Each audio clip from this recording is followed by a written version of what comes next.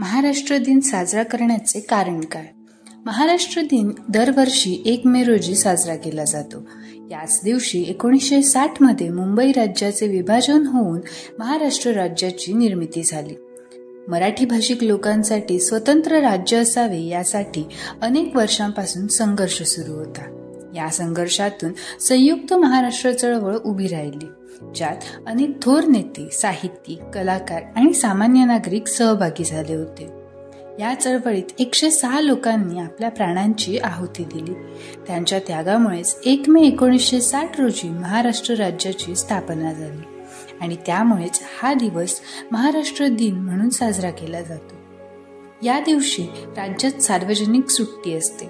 शासकीय आणि खाजगी कार्यालये, शाळा, कॉलेज बंद असतात. अनेक ठिकाणी ध्वजारोहण, परेड आणि सांस्कृतिक कार्यक्रमांचे आयोजन केले जाते.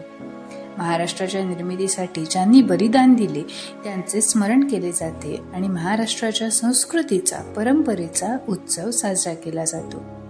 योगायोगाने 1 मे हा दिवस आंतरराष्ट्रीय कामगार दिन म्हणूनही जगभरात साजरा केला जातो.